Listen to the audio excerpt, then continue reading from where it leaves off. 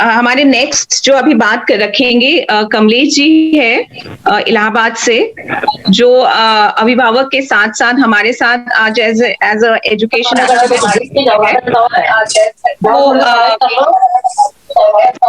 मैं आपको दोनों पक्ष रखने की बात करूंगी कि आपका खुद का क्या अनुभव रहा एज अ पेरेंट। और सॉरी, तो मैं ये कह रही थी कि क्योंकि आप हमारे साथ एज एन एजुकेशन एक्टिविस्ट जुड़े हैं, तो मैं दोनों बातें रखने के लिए आपको रिक्वेस्ट करूंगी कि एज अ पेरेंट आपका क्या अनुभव रहा, और साथ ही साथ जिस क्षेत्र पे आप काम करते हैं, जिन लोगों के साथ आप काम करते हैं, तो वहां उस दौरान भी आपका क्या अनुभव रहा और आपकी क्या राय है। तो दोनों पक्ष शेयर करने के लिए आपको मैं आमंत्रित करती हूँ। थैंक यू रजत जी। मैं कमलेश हूँ और एक संस्था एजुकेशन रिसोर्स सोसाइटी, उसी में काम करता हूँ। तो खासकर अभी इलाहाबाद के शंकरगढ़ ब्लॉक में बच्चों के लिए काम करता हूँ। एक जो ये संवाद है, सब लोगों को सुना मैंने बहुत गंभीरता से। इसमें मैं दो तरह के चीजों पे बात करूंगा। एक तो खासकर जो कक्षा 1 से लेकर के या 8वीं से पहले वाले बच्चे हैं, और दूसरे जो है 9वीं से ऊपर के बच्चे हैं। दोनों तरह कोई किसी भी चीज का दोनों पक्ष होता है, तो उसका नुकसान भी है, फायदा भी है। और वो ये ऑनलाइन एजुकेशन को लेकर के भी वो एकदम फिट बैठता है। खासकर छोटे बच्चे जो हैं उसमें 8वीं तक में, तो जिस क्षेत्र में हम लोग काम करते हैं, जो रेहान बोल रहे थे मुश्किल से 2% 1% शायद ऑनलाइन एजुकेशन के लिए एक्सेस हो, तो वहां पे हमारे यहाँ भी वही हाल है। और दूसरे जो 9th से ऊपर वाले बच्चे हैं, उनके लिए भी ये पूरा जो वैश्विक महामारी का प्रकोप था, वहां भी ऑनलाइन का ये सिस्टम चला है, खासकर प्राइवेट स्कूलों में। गवर्नमेंट स्कूल में तो व्हाट्सएप ग्रुप बनाया गया जो 8वीं तक के लिए था। तो ये अब उस दौर में अगर हम देखें तो एक वैकल्पिक व्यवस्था के रूप में हम सब लोग, जो सबको ये चिंता था कि आखिर बच्चे पढ़े क्या, कैसे, क्योंकि एक जगह पे उनको पैक होना पड़ा, तो ये भी एक मसला था।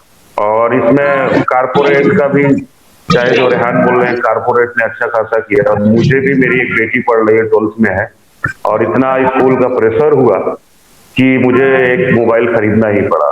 तो हालांकि मोबाइल एक वैकल्पिक व्यवस्था है, और मैं इस पक्ष में नहीं हूं कि ऑनलाइन एकदम खराब है, लेकिन उसका कितना उपयोग हो रहा है, अगर पेरेंट्स की दृष्टि से देखें तो मैं नहीं समझ पा रहा हूँ कितना आप ऑब्जर्व कर पाते हैं कि बच्चा क्या हो रहा है। जैसे कि वर्षा मैम ने कहा था कि जो वर्षा मैम या सोनी जी बोल रहे थे क्या, कि जब YouTube चलाते हैं हम, तो YouTube में इतने सारे एडवर्टीजमेंट आते हैं, तो बच्चों में वो चीज देखने को मिला है कि वो डाइवर्ट बहुत होते हैं, उनका दिमाग डाइवर्ट होता है। इस तरह का नुकसान हो रहा है। नुकसान दूसरा इस तरह का हो रहा है कि जो बच्चे लगातार 4 घंटे 3 घंटे 4 घंटे आंख वो कर रहे हैं, तो आंख वाला जो समस्या है, सरदर्द वाला फिजिकली, वो भी बिल्कुल सही है। लेकिन दूसरी तरफ ये है कि कुछ ना होते हुए कुछ तो कर रहे हैं, और वो डिपेंड करता है कि पेरेंट्स किस तरह सोचते हैं बच्चे के बारे में, और बच्चा अपने एजुकेशन को लेकर कितना गंभीर है। तो बच्चे और पेरेंट्स दोनों पे डिपेंड कर रहा है। खासकर हमारे यहाँ जो आदिवासी क्षेत्र है, वो उनके पेरेंट्स, तो उनका तो हम लोग कोशिश करते रहे कि ऑनलाइन कुछ हो जाए, उन लोगों के लिए कुछ कोशिश करें हम कि बच्चे कम से कम जुड़े, यूट्यूब चैनल से जोड़ के देखे, कविताएं कहानियां करे। तो उस ऐसी स्थिति में जो समस्याएं पेरेंट्स बोल रहे थे वो यही था कि ठीक है ऑनलाइन तो ठीक है, लेकिन हमारे पास फोन नहीं है। फोन है तो गरीब तबका है, उनके पास रिचार्ज का पैसा नहीं है, रिचार्ज भी हो गया तो कनेक्टिविटी का प्रॉब्लम है। तो ग्रामीण क्षेत्रों में इसका जो इम्पैक्ट था वो अच्छा तो नहीं दिखा। जैसे हम लोग, हमारे एक्टिविस्ट साथी जो थे, यूट्यूब में क्योंकि छोटे छोटे ग्रुप में 4-4 बच्चों के लिए कर रहे थे, वो तो ठीक दिख रहा था कि उनको कविताएं, कहानियां, ऑब्जर्वेशन में जो हुआ है वो ठीक हुआ है ऑनलाइन में कुछ कुछ, क्योंकि लंबे समय तक वो नहीं किया गया है। लेकिन जो बच्चे अपने आप मोबाइल पे ले, उन पे बुरा असर पड़ा है। तो समय के हिसाब से मुझे लगता है कि ठीक था, लेकिन मैं इस बात को भी मानता हूँ कि फिजिकली जो एक्सेस होता है स्कूलों में, जो विभिन्न तरह के लोगों से मिलते हैं, जो हमारा एक्सपोजर होता है, उससे और इसमें बहुत अंतर है। क्योंकि व्यक्तित्व निर्माण की जब बात करेंगे तो माहौल हमारा जिस तरह का होगा, उस तरह का हमारा व्यक्तित्व निर्माण होगा। जो स्कूल है, स्कूल का जो व्यवहार है, वो व्यवहार बच्चा अपने अंदर उतारता है। तो ऑनलाइन एजुकेशन में एक लिमिट में हो, कंटेक्ट उसका फिक्स करें, वो ठीक है, लेकिन एकदम ऑनलाइन पे डिपेंड होना वो नहीं ठीक है। और पेरेंट्स भी जो बोलते हैं, मैं पेरेंट्स के लिहाज से भी बोल रहा हूँ, और जो मेरा पेरेंट्स के साथ बातचीत होता रहा है इस महामारी के दौरान में, वो भी मैं इसके साथ जोड़ के देख रहा हूँ।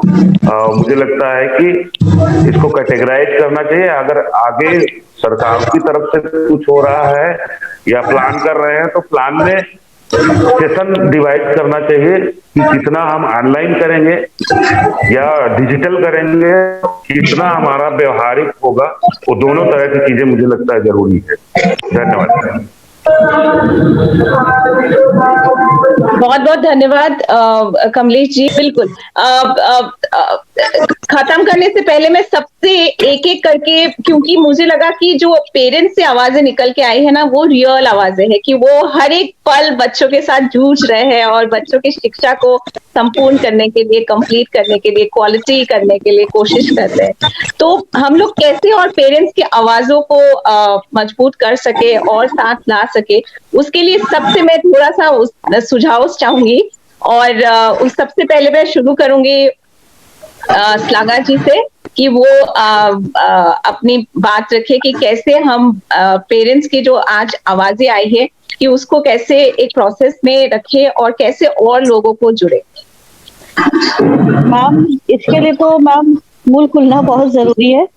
हम भले बच्चों को प्रिकॉशन लेके भेजें, लेकिन जो शिक्षा हमें स्कूल में मिलती है वो हम घर में बच्चों को बिल्कुल नहीं प्रोवाइड कर पाएंगे। जो डिसिप्लिन और मैनर्स जो स्कूल में सीखते हैं, लोगों से इंटरेक्ट करना, लोगों से मतलब डिफरेंट लोगों, हर चीज ज्ञान हर जगह से मिलता है। आप चार दीवारी में रह के दुनिया का ज्ञान नहीं ले सकते हो।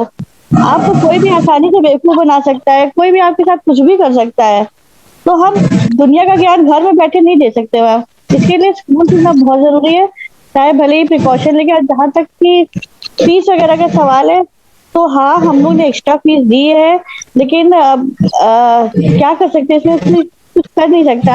अब अब देखिए, दो तरह के पेरेंट्स हैं। टीचर्स पढ़ा रही है तो उनको प्रॉब्लम है, कुछ नहीं पढ़ाते तो प्रॉब्लम है। पेरेंट्स भी दो टाइप के होते हैं। तो जो पढ़ा रहे हैं वो टीचर की कंप्लेंट निकालते, ऐसे को ऐसा पढ़ाना चाहिए, ऐसे को ऐसा पढ़ाना चाहिए। अब टीचर है, टीचर को पढ़ाने दो, वो जैसा पढ़ा रहे हैं वो अच्छा ही पढ़ाएंगे।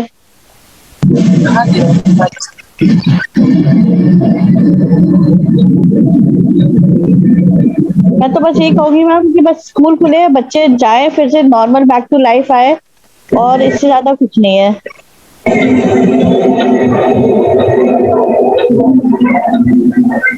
बहुत बहुत धन्यवाद। नेक्स्ट में रेहान जी को थोड़ा सुझाव देने के लिए इनवाइट करूंगी कि इसको जो हम लोगों ने शुरू किया है कि पेरेंट्स की आवाजों को, उनकी क्या एक्सपीरियंस रहे, उसको कैसे हम आगे ले जाए। तो आपकी सुझाव के लिए आपको रेहान जी। जी जी, हेलो। हाँ जी। क्या मेरी आवाज जा रही? हेलो। हाँ, आ रही।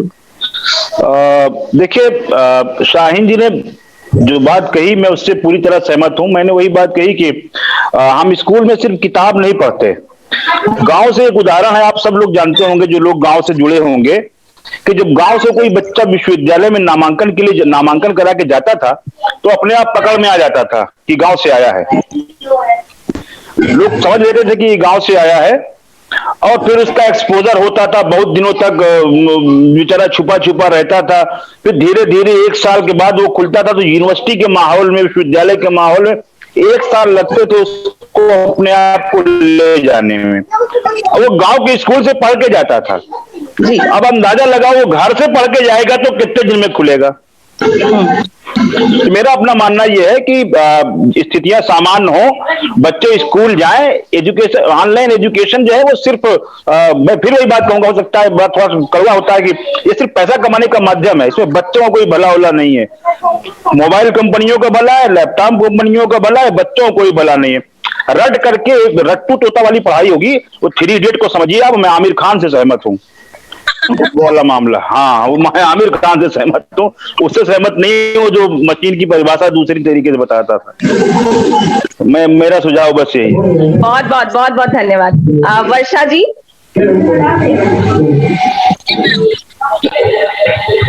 आपके सुझाव।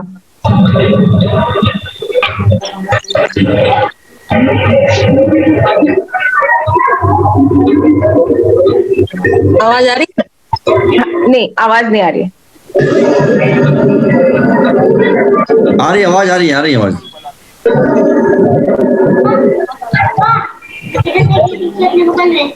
आवाज आ रही है मैम, आ रही है।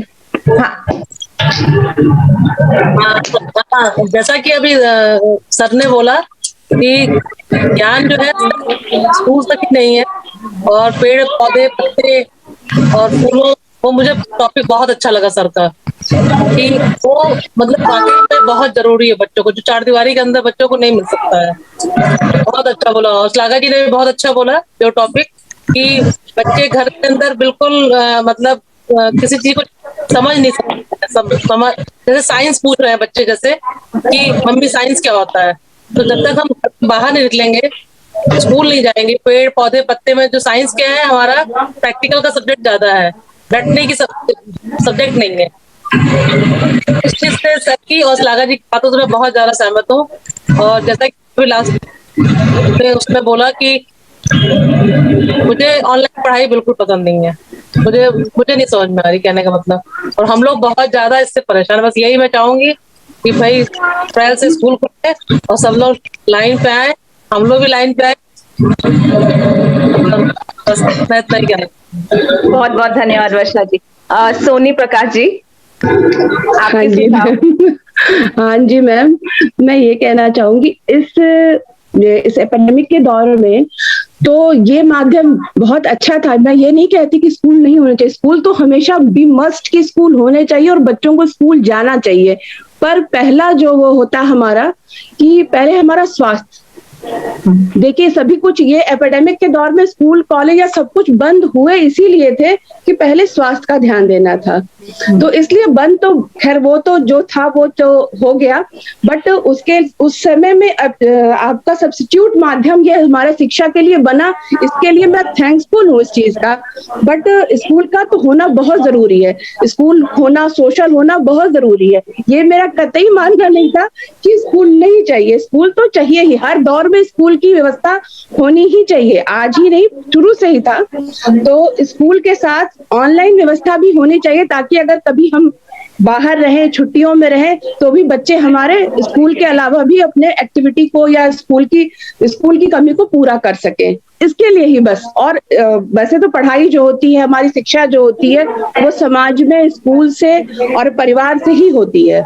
तो मैं दोनों के पक्ष में हूँ, ऐसा नहीं है। बहुत अच्छी अच्छी बातें सुनने को मिला, सबका मैं धन्यवाद करती हूँ। बहुत अच्छा मुझे भी ज्ञान मिला, और शायद कुछ लोग मुझसे नहीं इन्फ्लुएंस हुए, लेकिन कोई बात नहीं, पर मुझे बहुत अच्छा लगा कि लोगों ने अपनी अपनी राय रखी और अपना मुझे भी सुनने को मिला, ज्ञान मिला। Thank you ma'am. बहुत बहुत धन्यवाद आपका। और last but not the list, Kamlesh ji, आपका सुझाव, मार्गदर्शन की कैसे हम इसको आगे ले जाए। मुझे लगता है कि जो आपका सवाल है कि जो अभी ऑनलाइन एजुकेशन का जो पक्ष और विपक्ष दोनों और जो अनुभव है पेरेंट्स के, उनको और दूर तक कैसे ले जाया जाए, मेरे ख्याल से सवाल आपका यही था। तो मेरा सुझाव है कि पेरेंट्स को एक दूसरे से जब ये पेटीएम होता है, परी होता है, तो मेरे ख्याल से इन सब बातों को अभी शेयर करने का समय आने वाला है और शेयर करना चाहिए। तो एक दूसरे के अनुभव है, टीचर के साथ होगा, पेरेंट्स के साथ होगा। और दूसरा जो है कि डिजिटल जितने भी कुछ पार्ट तो होना चाहिए, एकदम उसको नकारा नहीं जा सकता। और उसका सीधा सा बहुत सारे उदाहरण आप लोगों ने दिया है, मेरा भी एक उदाहरण है कि अगर मेरा जब बचपना था, मैं 4th-5वीं में पढ़ता था, तो मुझे प्रदेश की राजधानी नहीं याद हुआ करती और अक्सर भूल जाते थे। लेकिन जब हम सारे स्टेट को घूम के आए तो आप फटाफट मुझे याद हो गया। तो एक्सपोजर मस्ट है, और मेरे ख्याल से ऐसा संस्थान है तो बच्चों के एक्सपोजर के लिए भी है, अनुभव के लिए भी है। और उसके साथ साथ मुझे लगता है कि पेरेंट्स और टीचर का जो एसोसिएशन, उसको एक्टिव होकर काम करना चाहिए और कुछ पार्ट रखना चाहिए डिजिटल का।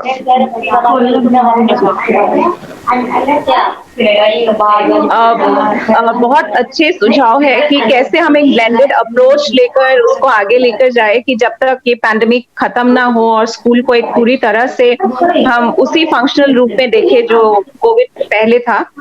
तो मैं सबको धन्यवाद देना चाहूंगी कि आप लोगों ने जो अपने जो राय रखा और अपने अनुभव इतनी स्पष्ट रूप से, इतनी क्लियरली, इतने अच्छे से शेयर किया, वो एक बहुत इम्पोर्टेंट है सोसाइटी के लिए भी, और कि जो हम नीतिगत एडवोकेसी करते हैं, उसकी पैरवी करते हैं कि पॉलिसी में क्या आना चाहिए, शिक्षा की नीति कैसी होनी चाहिए। तो उसमें पेरेंट्स की जो आवाजें हैं, पेरेंट्स की जो अनुभव है, बहुत जरूरी है। और मैं अब सबको अपनी एक्सपीरियंस शेयर करने के लिए फिर से धन्यवाद देना चाहूंगी, और स्पेशली शाहीन जी को कि उन्होंने इसको एक संवाद रूप में रखा, और इसको हम जरूर आगे लेकर जाएंगे और कैसे अलग अलग प्लेटफॉर्म पे पेरेंट्स की आवाजों को लेकर आएंगे कि वो उनकी जो अनुभव है वो कहीं ना कहीं कैसे पॉलिसी इन्फ्लुएंस करने के लिए भी मदद होगा। तो इसी बात से मैं आज की जो संवाद है उसको खत्म करना चाहूंगी। और शाहीन जी एक बात मैं कहना चाहूंगा कि जो हमारे साथ जुड़े हुए हैं कमलेश जी, ये अभी इनका सिलेक्शन हुआ as a chairman CWC, children welfare committee, जो उत्तर प्रदेश सरकार की एक बोर्ड है जो बच्चों पे काम करती है डिस्ट्रिक्ट लेवल पे। अभी पिछले 2 दिन में ही ये सिलेक्शन का न्यूज आया है। तो मैं आर्किटेक्ट इंडिया की तरफ से इनको बहुत बहुत बधाई देता हूँ। बहुत बधाई। आप चेयरमैन हुए हैं। अब मुझे आशा है कि उत्तर प्रदेश सरकार के साथ मिलकर के आप अच्छा काम करेंगे बच्चों के लिए। ये हम सभी लोगों की शुभकामनाएं भी हैं और आपको बधाई भी है। बहुत बहुत बधाई कमलेश जी, बहुत बहुत बधाई। और हम आशा करते हैं कि आपके साथ हम ये काम आगे भी ले जाए, और स्पेशली उत्तर प्रदेश में जो भी काम करे आपके सहयोग से, उसमें शिक्षा के लिए काम और मजबूत करने के लिए मदद करें। Thank you. सभी को फिर से बहुत बहुत धन्यवाद।